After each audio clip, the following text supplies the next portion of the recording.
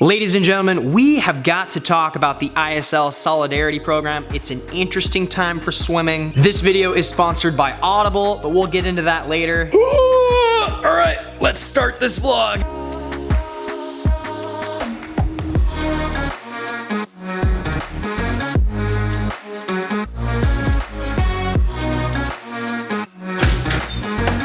What's up, everybody? I hope you're all doing well. It's currently week 3 or 4, or I don't even know what week of quarantine it is. I've lost count at this point. But regardless, I hope everyone is staying safe and healthy. And in the wake of no one being able to swim, just a few days ago, we got some of the biggest piece of swimming news in the world, and we gotta talk about that.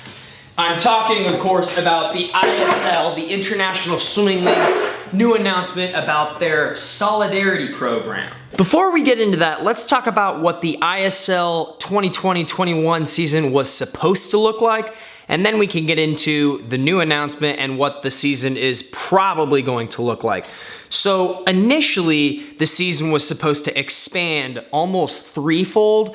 The first season of the ISL, there were 3 dual meets per team, and then the championship final. So there were really only 4 meets. This next season, however, was supposed to have 10 in-season meets plus the championship final. Essentially, the ISL was gonna start in September of 2020 and then go all the way into March or April of 2021.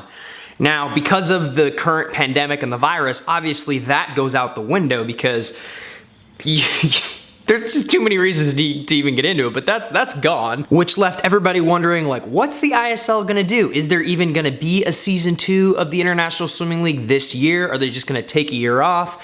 How are they gonna go about doing this? Especially because we're living in a time where planning big sporting events in the future, it's not realistic right now because we just don't know when things are gonna kind of go back to normal, when that bell curve is gonna flatten. We just don't know. There's a lot of uncertainty. However, the ISL just made a huge announcement a couple days ago. Some of you have probably already seen this. I will paraphrase it, but if you want to read the full thing, just go to their Instagram page or their website and look at it.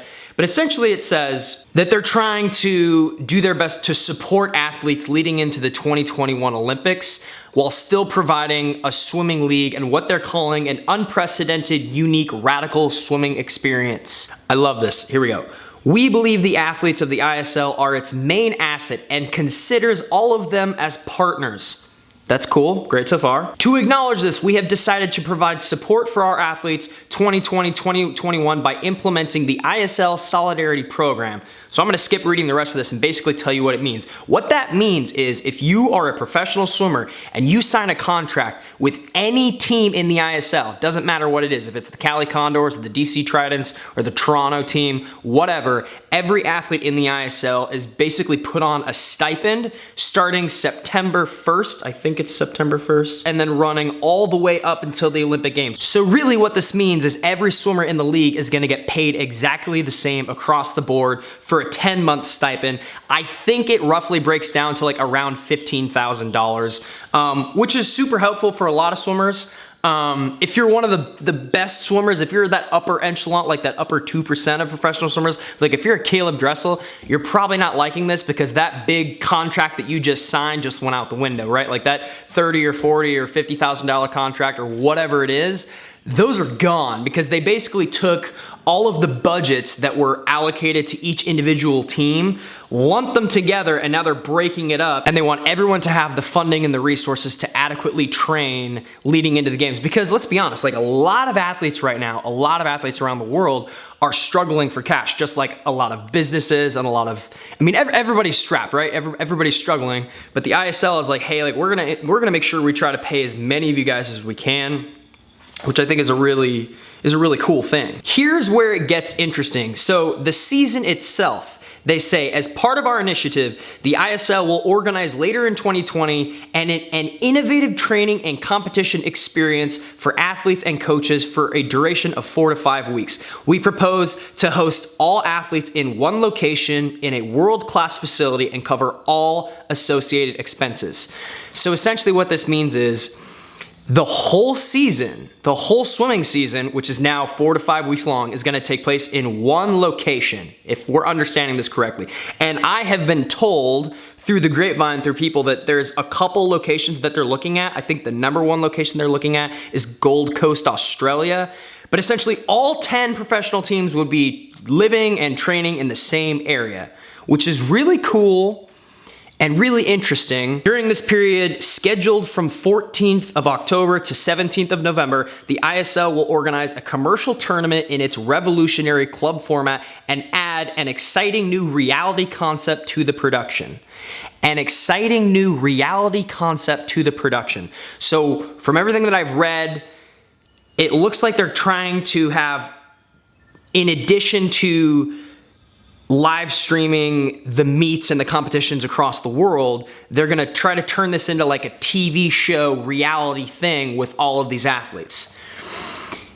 I mean, it's an interesting proposal because theoretically you're gonna have more Olympic swimmers from all over the world in one location for a longer period of time. I mean, it is true, nothing like that has ever happened before.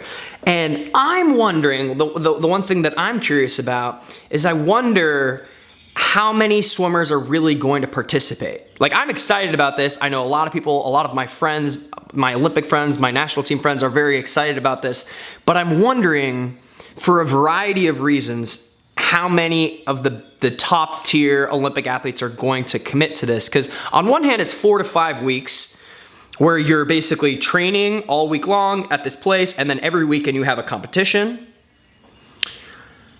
And they're saying that you're allowed to have any one of your coaches can come. So theoretically, I could bring Ray, I could bring whatever coach, any swimmer could have their coaches there. But realistically, that's not gonna really happen because, speaking for the Americans and the United States national team, the overwhelming majority of us swim with college programs, swim with universities, where those coaches are going to, at that period of time, be in like their second month of coaching their team that has just taken basically a 6-month hiatus, right? Like, those coaches aren't gonna be available to just take 4 or 5 weeks off and go to Budapest or go to Australia or go wherever, right? So the thought of going on like a 4 or 5 week training camp, the question I have is I wonder how many people are really gonna commit to this, you know, because I just don't know. And I think that there's still a whole lot of uncertainty about the whole thing, about whether or not people are gonna commit to, because right now we don't know where it's gonna be held. We don't know all of the logistics. They're saying world-class facilities. I believe that, but they really have to follow through with that. I mean, I trust the ISL to do that. On the other hand, you know, a lot of the best swimmers in the world, that stipend isn't really very much. And I'm not complaining at all. Like, I'm not knocking on giving out basically $15,000 over the course of 10 months to all the swimmers in the league. I think that that is a phenomenal idea because the overwhelming majority of those swimmers are gonna be hurting for funding leading into the next Olympics. So that in itself is a really good thing, and I support that. But a lot of your best swimmers, those upper tier people, might not be so enticed to take part in this, right? Might not be so much because their base salary just got cut big time, big time. And I will just take a moment to pause here and say that it's really exciting for our sport right now that we can even have this discussion, that we can even talk about, oh man, I wonder if this swimmer or this swimmer is even gonna compete in the league this year because of the money, right? Is the money there? Is the money not there? Like, these are conversations we've never even been able to have before, which is super cool. Very, very cool. The global exposure of this event will furthermore enhance the athletes' profiles and increase the popularity of our sport. We strongly believe that this event, never before seen in history, in swimming history, will serve as a demonstration of solidarity, humanity, and unity of the swimming community and the entire world. So the ISL is basically saying that they're trying to make the athletes the priority, and they're trying to build up profiles with this reality show thing. And I'm fascinated by this because as a person who basically turns my swim practices into like a weekly show, I'm very curious about how they're gonna go about that. Like, I have so many thoughts about what aspects of people living and training in this one spot in the world would they cover? What would they show? Would they be showing workouts? Would people be showing sets? Is that something, because like, I mean, I'm an open book, and I feel like a lot of people are not that way. I don't know, it's so interesting. It's so weird. I definitely think that it's something that the swimming world would tune into, because if you can imagine, if the majority of the best swimmers do participate in this, and there's like a weekly show, I don't know how many episodes there is, but there's a few episodes a week leading into the competition itself, right? Like you have a meet each weekend, but then you also get a glimpse of what all these swimmers are doing during the week as they lead into this event. You know, some swimming related, some not swimming related, kind of building up the hype for it, kind of getting fans more engaged. I definitely see where they're going with this.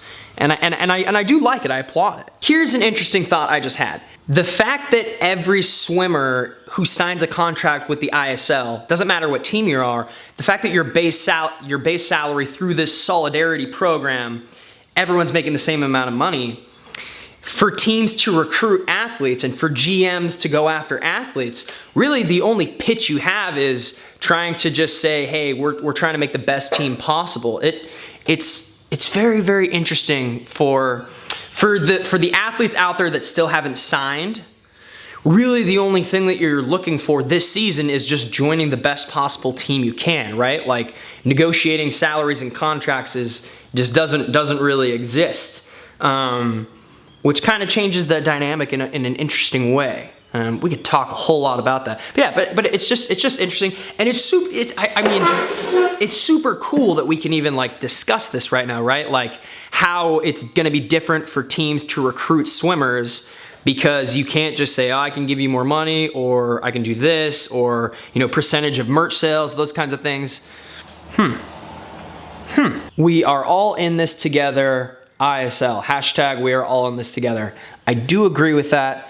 I really love the concept of this. I think that it has a lot of promise. I think that it could be really cool and certainly unique, and certainly something that's never been done before, and would certainly be something that people would tune into. I mean, shoot, tens of thousands of people tune into my videos every single day.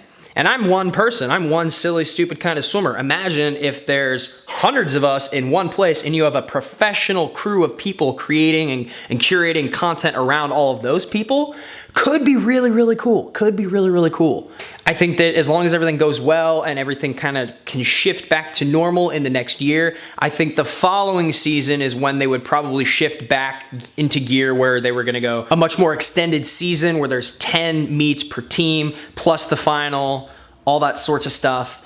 But, you know, in terms of minimizing travel, in terms of keeping everybody safe and healthy, in terms of creating something new, innovative, and different, and something that's not gonna drastically affect people's training for the games, right? The fact that it's taking place October to November, which is still a few months out from when most countries' Olympic trials would be for the United States. I mean, that's still 7 or 8 months before trials, so it's not, you know, they're doing their best to be respectful of everything, and that's a step in the right direction. You know, we'll continue to talk about this, but let me know in the comment section below, like, how do you feel about this? Is that something that you would be interested in seeing, in addition to being able to watch the meets, you know, through the live stream or on whatever network, if there was, you know, a curated reality show about this kind of stuff? Like, what are your thoughts? Am I missing something? Is there something that I'm not thinking about? So today's video is sponsored by my friends at Audible. Audible, thank you for sponsoring this video. With all of this downtime during this whole quarantine thing, I have been listening to a whole lot of audiobooks, and Audible has come in clutch for me. They have thousands and thousands of titles to choose from, and you can download the app and listen to any of them offline at any time across all of your devices. Every month, members get one title that they can choose from, plus 2 Audible exclusives, and those roll over. So say you go a month or 2 without listening to anything, those roll over, so you can save those up for a full year. They don't just have audiobooks, they have podcasts, they have news, they have celebrity memoirs, they've got all kinds of stuff. I have 2 audiobook recommendations. Number 1 is a book that I just re-listened to, and oh my goodness, it's got one of my all-time favorite quotes. The book is called The Energy Bus by John Gordon. All I'm gonna tell you is this quote: positive energy is a muscle. The more you use it, the stronger it gets. right there.